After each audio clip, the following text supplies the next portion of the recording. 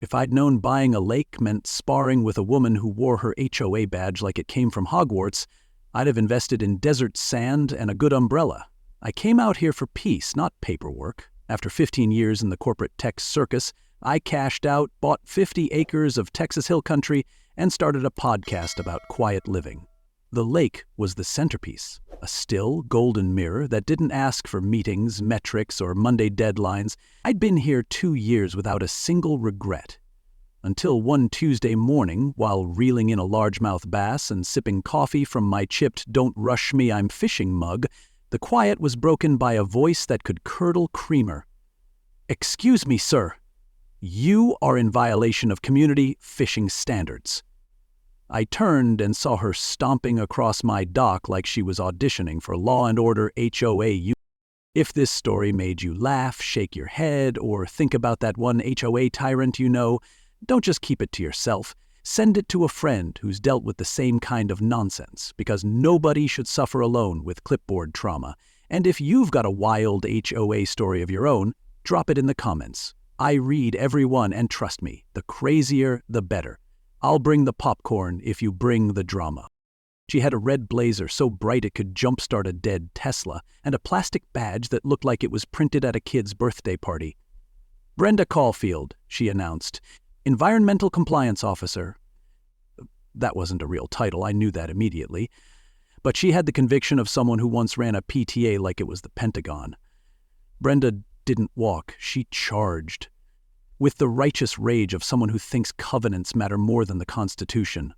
"This body of water is under community supervision," she snapped, jabbing her clipboard at my fish like they owed her taxes. "And fishing without an HOA-issued permit is subject to citation." I blinked. "Ma'am," I said, "I own this lake, the land, the dock, the dam, the whole bass-filled bowl. I've got the deed, the survey, and even a drone video to prove it." She wasn't moved. "I've already drafted your fine," she said, holding up a handwritten citation like it was the Magna Carta. $500, 0 cents for unauthorized aquatic disturbance. The handwriting looked like a grocery list written during a caffeine seizure. Now, the old me would have exploded. I'd have called a lawyer, posted a thread on social media, maybe even started a petition. But 2 years in nature changes a man. Instead, I smiled, took her paper, and said, "Well, that's certainly one way to introduce yourself." She mistook my calm for compliance and strutted off like she just claimed the Alamo for the HOA. I sat down on the dock and stared at the paper. It had coffee stains, inconsistent spacing, and absolutely no legal grounding. And yet, she delivered it with the swagger of a federal marshal. My fish swam in slow, confused circles beneath me, possibly wondering why their human had just been fined for saying good morning. I walked to the shed, found an old piece of plywood, some leftover paint, and made a sign that read, "Brenda's must stay 500 feet back. Violators will be fed to the fish." It wasn't art, but it was honest. I figured that would be the end of it. I figured wrong, that what I didn't know was that Brenda wasn't here to maintain order, she was here to perform it. There's a certain kind of person who thrives on false power. Give them a clipboard, a title, and a taste of fear, and suddenly they think they're Moses with a dress code. Brenda wasn't just enforcing fake rules, she was staging a one-woman HOA revival tour. And me? I'd become her opening act. I tried to brush it off, telling myself that no one sane could possibly believe I needed permission to fish on my own land. But deep down, I knew the look in her eye. That was the look of someone who wasn't finished. That was the look of a woman building a case, brick by imaginary brick.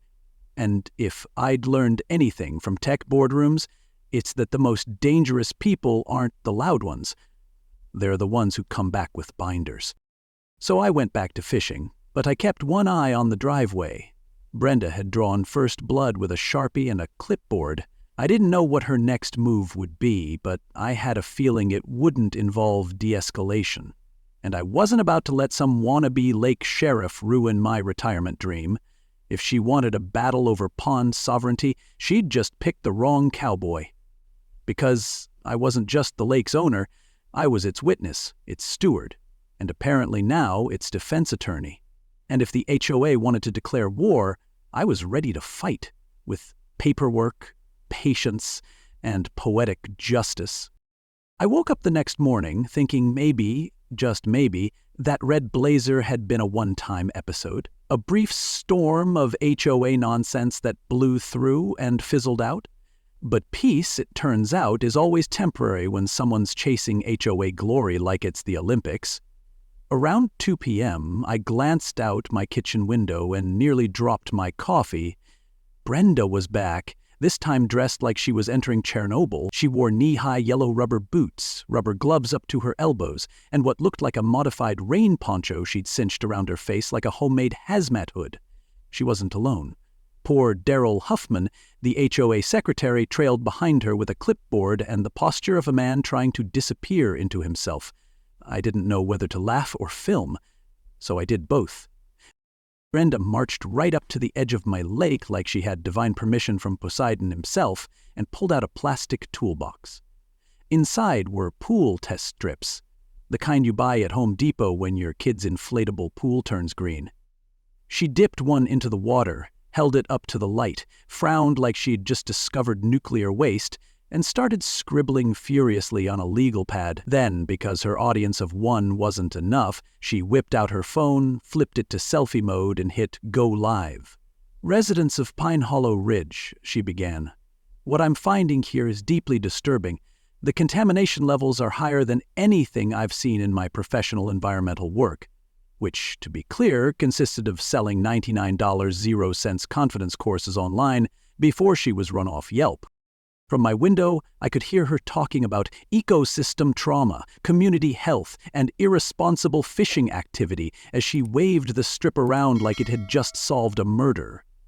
Doug Henley, my neighbor, walked by with his dog and paused. He squinted at her, then called out, "Ma'am, is that a lake or a kidney sample?" She froze, tried to laugh it off, and launched into a half-baked explanation about bioreactive zones and critical testing. Doug just shook his head and walked away, muttering, "Y'all better stop letting Facebook train your scientists." I swear, the way Brenda tried to hold on to her fake authority in that moment was like watching a squirrel defend a power line. It was going to end badly, and everyone knew it but her. Daryl kept glancing toward my house like he was silently begging for help. The man looked like he'd been dragged into a school play he never auditioned for. Brenda made him hold sample bottles, cheap plastic ones, the kind you'd use for a kid's juice box, and fill them with lake water while she narrated like she was filming an Oscar-nominated documentary. She even pointed to my dock and claimed it was leaching untreated materials into the lake, untreated materials in this case being wood. I could see a few other neighbors starting to wander over, probably drawn by the sight of Brenda flailing around in her dollar store lab coat. That's when I knew this wasn't just an HOA power trip. This was performance art with a clipboard and an audience. Just as I was wondering if she'd start charging tickets, there was a knock at my door. Lois Davenport stood there with a plate of oatmeal cookies and the smile of someone who'd seen 3 lifetimes of neighborhood drama. "You got a minute?" she asked, like we hadn't both been watching the same comedy unfold across my lawn. We sat down at the kitchen table, and Lois, bless her, spilled the entire backstory. Brenda had moved in a year ago after her confidence camp business went belly up. She promised to bring order and excellence to the HOA and somehow convinced enough people to make her president. According to Lois, I wasn't the first person she'd ambushed, just the first one dumb enough to stand my ground. The Jeffersons? Fined for using the wrong shade of mulch. The Valdezes? Threatened over a hummingbird feeder. "You're next," Lois said, handing me a cookie. "Unless you outsmart her." And that's when she leaned in and added something I'll never forget. Of course, none of this would be happening if the real community pond hadn't been filled in 20 years ago. That sentence hit like a lightning strike in a rainstorm. Wait, the real community pond? Not my lake? What had Brenda been flailing over all afternoon if the very water she claimed to regulate was never actually hers to begin with? Lois just nodded, calm as ever, as if she'd just told me where the buried treasure was hidden, and in a way, she had. Suddenly everything made sense. Brenda's obsession with regulation, the made-up citations, the fake testing. It was all based on a lie, a case of mistaken pond identity. And if I could prove it, well, let's just say things were about to get real uncomfortable for the lady in the red blazer. Stay with me, because what we found next was the kind of small-town secret that turns HOA horror stories into viral legend. If you think a fake hazmat suit and pool test strips were wild, just wait until you find out what was buried in the HOA archives and what Brenda was really trying to cover up. The next chapter? Let's just say history doesn't just repeat itself, sometimes it bites back. So if you're loving the chaos, hit that subscribe button, share this with a friend who's ever dealt with HOA drama, and leave a comment if you've seen someone confuse power with purpose. You won't believe what we uncover next. Lois showed up at my place the next morning with a manila folder in one hand and a fire in her eyes that said she'd lived through 3 HOA coups and wasn't scared of a 4th. "Put on real shoes," she said. "We're going digging." I assumed she meant metaphorically, though with Lois, you can't be sure. 10 minutes later, we were at the back entrance of the community center, a cinder block bunker that hadn't seen daylight or a functioning HOA system since Y2K. The door creaked open like it had trauma, and the air inside smelled like old toner, mildew, and deflated dreams. We weren't just looking for evidence. We were looking for proof that Brenda's crusade was built on fiction. And in HOA land, the truth is always buried in a box nobody wants to carry. The archive room was a bureaucratic jungle. Floor-to-ceiling shelves, binders stuffed with agendas, boxes labeled in faded Sharpie-like Budget 2002 or Flagpole Incident. Lois handed me a pair of gloves and pointed to a metal ladder that looked like it retired during the Reagan administration. "The good stuff's always on the top shelf," she said. So we climbed, sneezed, and opened a box marked Phase 3 Expansion 2003. That was Brenda's section of the neighborhood. Inside were typed meeting minutes, handwritten notes, and a paper trail long enough to file a lawsuit with. About halfway through a yellowing stack of meeting notes, we found it. Motion to approve filling of original community pond to allow for additional residential development. Motion carried unanimously. There it was, in print. The pond Brenda claimed to regulate didn't exist anymore. It had been sacrificed on the altar of real estate greed and I stared at the line for a full minute. They hadn't just drained the pond. They'd erased it. Replaced the heart of the neighborhood with 6 cul-de-sacs and a row of homes that all looked like they were printed from the same beige template. I felt this weird mixture of sadness and satisfaction. Satisfaction because they paved over something beautiful. Satisfaction because Brenda's entire water enforcement persona was about to collapse under the weight of its own fiction. We dug deeper and found the smoking gun, maps from before and after the development. You could see the pond right there in the middle of the neighborhood in the 90s. Then, gone. Covered up, wiped clean like someone erasing chalk from a board. "They paved over memory with mortgage payments," I muttered.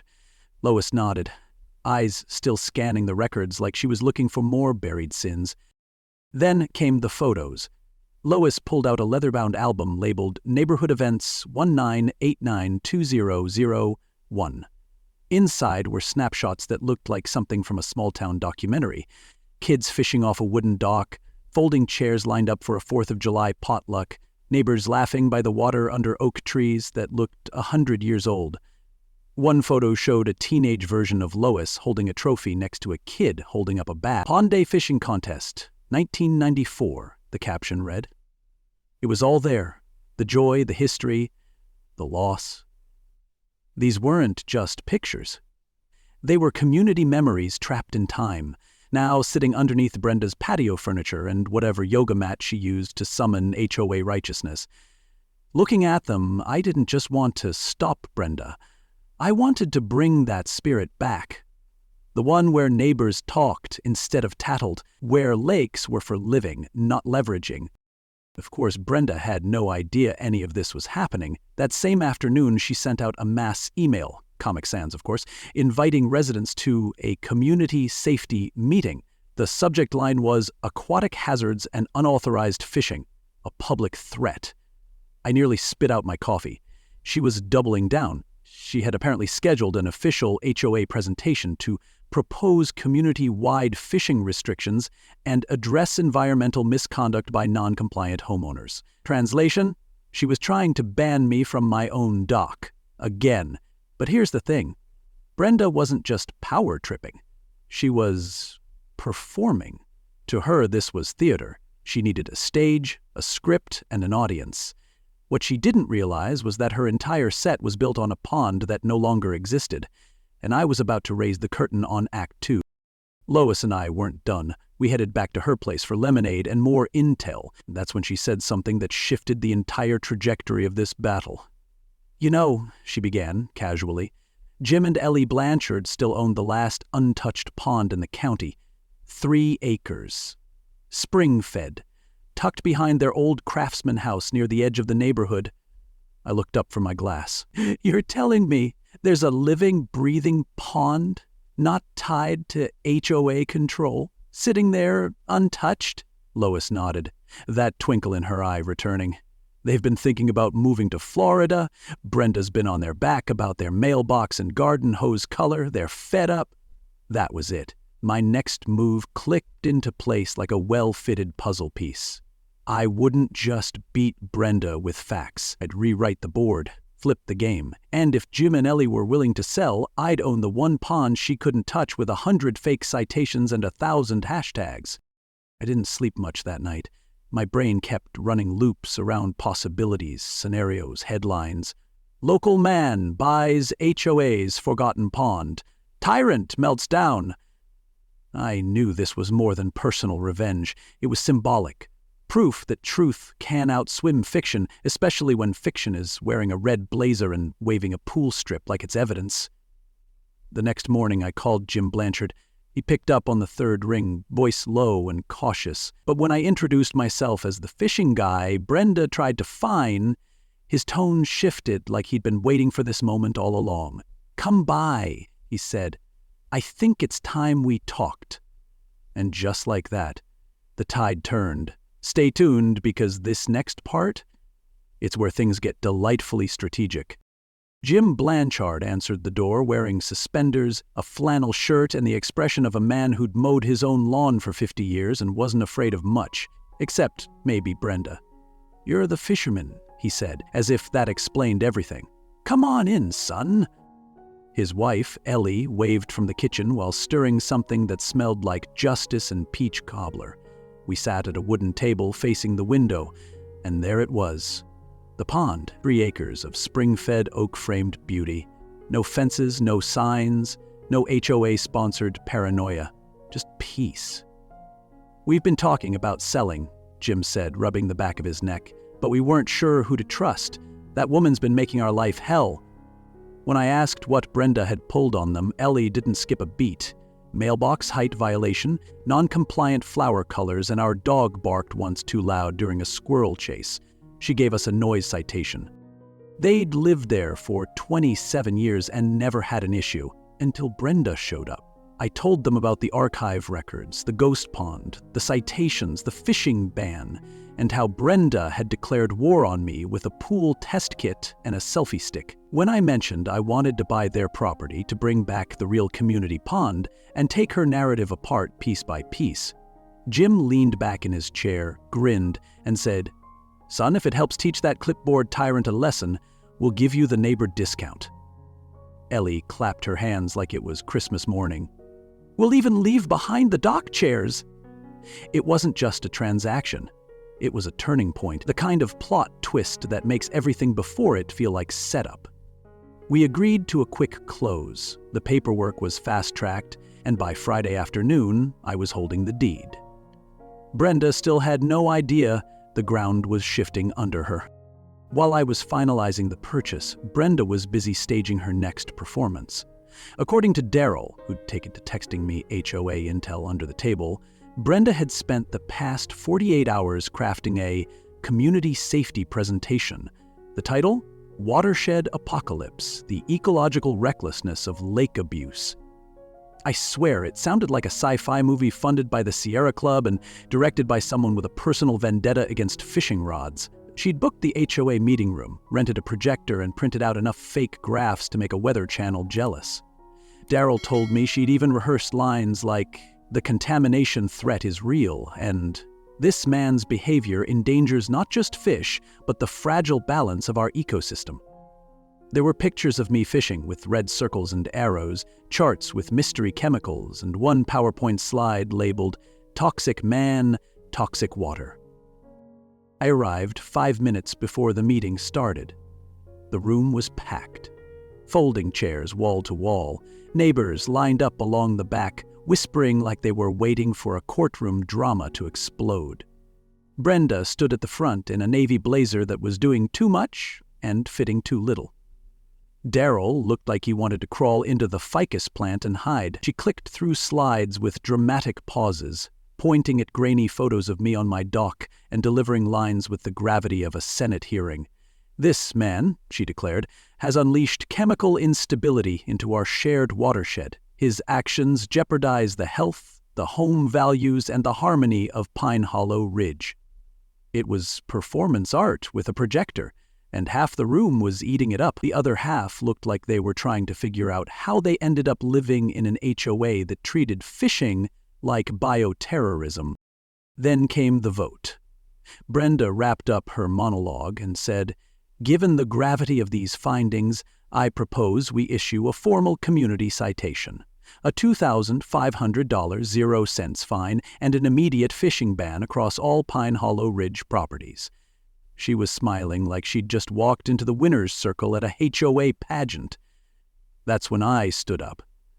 I didn't raise my voice. I didn't need a slideshow. I just looked around the room and said, "Before we vote, I think it's only fair we see what we're talking about. Let's all meet tomorrow afternoon at the real community pond. You'll want to see it with your own eyes." You could feel the shift in the air. Brenda blinked, unsure if this was a trap or a victory lap. "Absolutely," she said. "Let's show everyone what this man has done." She smiled like she'd already won. What she didn't know was that I'd just handed her an engraved invitation to her own public unraveling. I walked out of that meeting with a grin so wide it probably needed a permit. Brenda thought she'd cornered me with faux science and HOA theatrics, but tomorrow she was going to stand on land she didn't know I owned, at a pond she'd never bothered to check, in front of people she'd misled. It wasn't just a reversal, it was poetic precision. Brenda had spent months spinning a fantasy. Now, we were going to let the truth do what truth does best. Show up quietly, clearly, and on deeded property with a dock and a folding chair. And if you think that sounds satisfying, just wait till you see her face. Because when a paper tiger walks into a real pond, the splash is unforgettable. I got to the pond early that afternoon just to make sure everything was perfect. The water shimmered like it knew today was special, like even the fish had RSVP'd for what was about to go down. I'd set up folding chairs facing the dock, laid out the old photo prints Lois and I dug from the archives, and placed a cooler filled with water bottles under a shady oak tree. This wasn't just a reveal. It was a reckoning, and people showed up like it was the 4th of July. Neighbors with phones already recording, kids hopping with curiosity. Even Doug Henley brought a lawn chair and a bag of popcorn. Lois arrived with a stack of folders and that "you're gonna want to sit down for this" grin she saves for particularly juicy HOA takedowns. Then, about 10 minutes late, true to form, Brenda's beat-up Honda Civic pulled up, spewing moral superiority like exhaust. She stepped out in full performance armor, a gray blazer with gold trim that looked like she'd borrowed it from a cruise ship captain, and those same red heels that had probably filed more citations than her laptop. Her eyes scanned the crowd, then the water, and that's when it hit her. This wasn't my lake. This wasn't familiar. Where are we?" she asked, eyes narrowing like she'd just walked into a surprise party for someone she didn't like. "This isn't your property." "Exactly," I said, walking toward her with the calm of a man holding 5 aces. "This isn't mine, not the one you cited me for.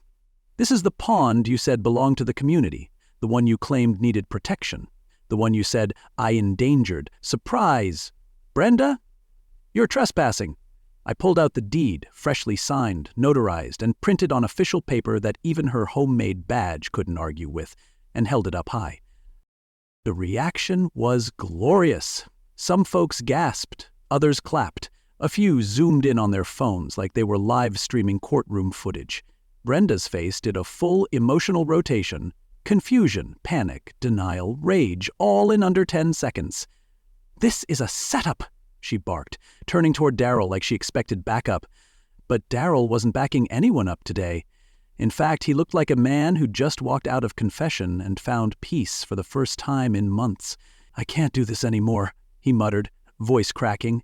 Then louder, "She made me fake everything. The tests? They weren't real. They came from her jacuzzi kit. You could have heard a duck sneeze. Dead silence." Brenda's mouth fell open like her script had suddenly been ripped from her hands and set on fire. Daryl stood straighter, like dropping that truth gave him a spine transplant. "The documents, the citations. She told me to make it all sound official. I just didn't want to lose my HOA stipend." Lois, bless her, didn't waste the moment. She stepped forward, pulling out printed copies of the 2003 HOA minutes, the aerial maps, and old photos of kids swimming in this very pond. "This is the real community water," she said to the crowd. The original pond they buried to make way for Brenda's subdivision. "She's been enforcing rules that apply to a ghost. The only thing toxic around here is her leadership." Someone in the back shouted, "Say it louder for the people in the back," and half the crowd burst out laughing. Brenda, now visibly sweating through her makeup, tried to salvage something. "None of this is admissible," she mumbled. "You can't just buy community property." "That's the best part," I said, reaching into my truck bed and pulling out the sign I'd prepped that morning. I hammered it into the dirt right by the dock, each bang of the mallet echoing like a drum roll. The wooden sign read, "HOA officials banned by owner." The laughter that followed was something I'll never forget, not because it was loud, but because it was earned. The kind of laugh people let out when the lie finally collapses and the truth stands there, smiling with a fishing rod in one hand and a warranty deed in the other. Brenda started pacing like she was on a very short runway, waving her arms like she was hailing invisible taxis. "This isn't over," she snapped. "I'll go to the media. I'll expose all of this." She looked around, expecting support, but nobody followed her lead.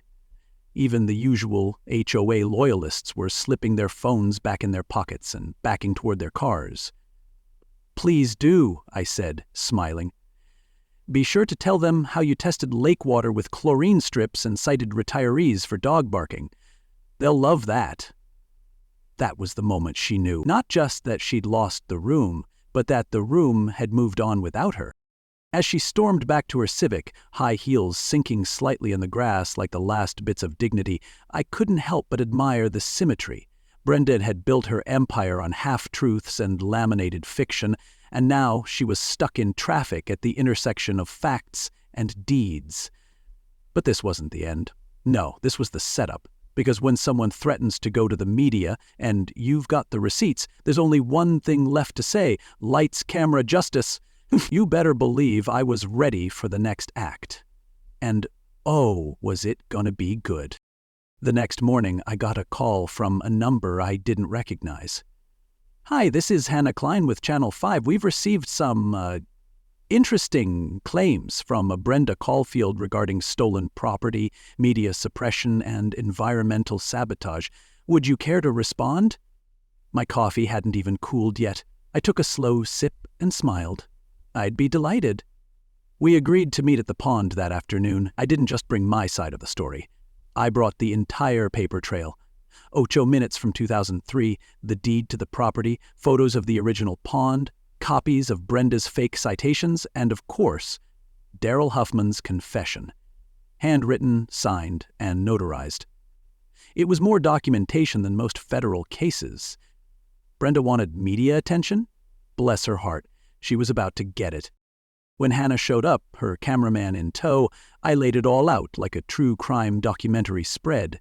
She scanned the evidence, flipping through pages, her eyebrows rising higher with every document. "She cited you for chemical imbalance, using a pool test strip?" she asked, holding up one of Brenda's colorful citations. "That's correct," I said, nodding toward the pond. from a water source I didn't own until I did. I walked her through every beat, the fishing fine, the fake badge, the environmental performance art, and by the time we got to the HOA ban sign, she was already jotting down a segment script in her notebook. Daryl showed up mid-interview, eyes steady this time, and told his side of the story on camera. She pressured me, she made up violations, and I went along with it. I didn't feel like I had a choice. That sentence right there, that was the beginning of the end. Once word got out that Channel 5 was doing a segment, the dam broke. Neighbors came forward with their own stories, like it was HOA confessional hour. Mrs. Langston, who got fined for having a lavender mailbox. The Johnsons, cited for excessively enthusiastic wind chimes. Even Pastor Ray from the chapel around the corner shared how Brenda warned him his church fountain might violate water aesthetics guidelines. Hannah's notebook was overflowing. The camera guy looked like he was filming a docuseries. The story aired that evening under the headline, HOA President Caught Fabricating Environmental Violations. Brenda's face, still in that same gray blazer, was shown juxtaposed with red-inked fake tickets, community testimony, and her own quotes spliced against Daryl's confession. It wasn't just poetic justice. It was prime time. By the next morning, the HOA board had called an emergency vote. The meeting was standing room only. Neighbors who hadn't shown up for a bake sale in 10 years were packed shoulder to shoulder in folding chairs, waiting for the show. Roy, recently reinstated with a backbone, read the charges: falsification of documents, harassment, abuse of authority, and conduct unbecoming of a neighborhood leader. Brenda tried to speak, but got drowned out by the collective sound of fed-up sighs. The vote wasn't even close, 37-0. She didn't get a single hand in her favor, not even her own. She sat frozen for a few seconds, then slowly packed her bag, stood, and walked out without a word. Through the window, we saw her Honda Civic circle the block twice, like even it didn't want to go home with her. The celebration was the next Saturday. I invited the entire neighborhood to the pond for a proper reset. No citations, no clipboards, just community. Jim and Ellie even flew in from Florida, beaming like they'd just won a prize pig at the county fair. Kids fished from the dock, parents grilled burgers, and Lois had a photo display set up showing the pond's original glory and its rebirth. Doug brought his portable speaker and played ADS hits while telling anyone who'd listen. She tested that lake like it was a urine sample. Every time someone new showed up, they took a selfie next to the HOA officials banned sign like it was a national landmark. Even old Mr. Tinsley, who hadn't spoken a full sentence in 2 years, raised a soda and muttered, "That's some good water justice right there." As the sun dipped below the trees and the pond turned to gold, I sat back in my chair and watched the ripple of laughter, the quiet joy, the peace returning. Sometimes peace looks like pond water, still and clear, until someone tries to stir it up with a red blazer and a fantasy badge. But if you've got the patience, the proof, and the right people in your corner, that stirred-up mess eventually settles, and what's left behind? That's the real beauty. If watching a clipboard queen crumble brought you joy, go ahead and hit that like button. And drop your wildest HOA tale in the comments. Let's turn the lake into legend. Here's how I knew we'd really won. It wasn't the vote count or the news segment or even the sign I hammered into the dirt. It was that quiet moment after the party, when the last hot dog had been eaten, the last kid reeled in their last fish, and I was standing alone on the dock, looking out over a pond that had once been forgotten. That's when Lois walked up beside me and said, "You didn't just protect your peace, Luke. You restored ours." That hit me harder than any fine ever could. Because this wasn't just about one lake, one man, or one clipboard crusader. This was about what happens when someone stands their ground, not with rage or revenge, but with records, reason, and just enough wit to make it sting. And that's the real heart of the story. It's not that Brenda got what was coming to her.